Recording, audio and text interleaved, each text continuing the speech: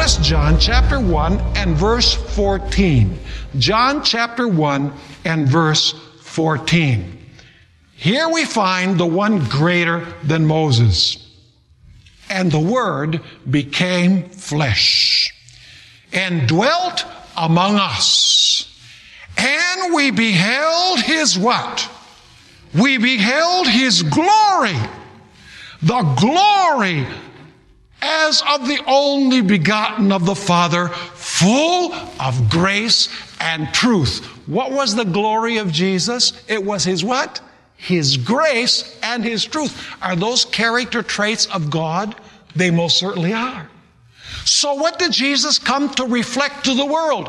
Jesus came to reflect to the world His what? His glory, which is His grace and His truth. You know what's interesting is that Jesus did not reflect to the world His own glory. He reflected to the world the glory of His Father. You say, how do we know that? Go with me to John chapter 1 and verse 18.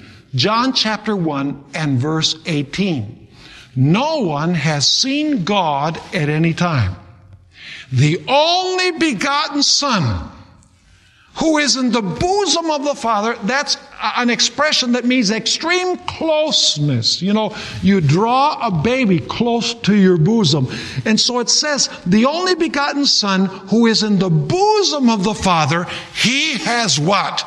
Declared Him. Is there anyone in the universe that could have declared what God the Father is like other than Jesus? Absolutely not, because Jesus had this intimate relationship with His Father, and when Jesus came to this world, He came to reflect to this world the glory of His Father, that people, as they saw His glory, would give honor and glory to His Father.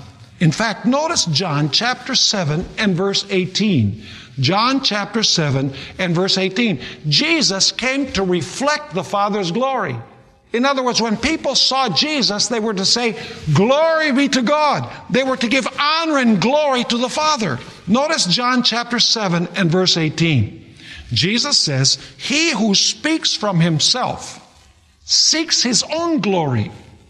But he who seeks the glory of the one who sent him, who is the one who sent him? God the Father. Whose glory did Jesus seek?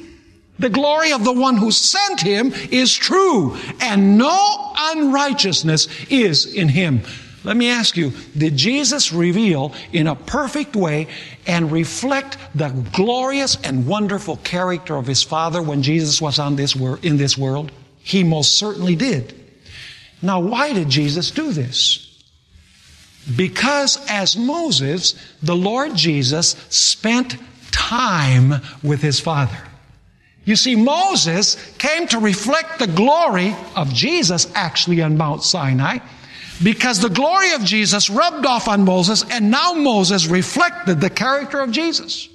But Jesus, the one greater than Moses, comes to this earth and He reflects the glory of His Father in His character to those He comes in contact with, not to bring glory and honor to Himself, but to bring honor and glory to His Father. And it's because Jesus spent time with His Father that the character of His Father was reflected in His life. Notice Matthew 14, verses 23 and 24. Matthew 14, 23 and 24. You see, as Moses spent time with God on a mountain, Jesus spent time with His Father on a mountain too. It says there, and when He had sent the multitudes away, He went up on the mountain by Himself to what? To pray.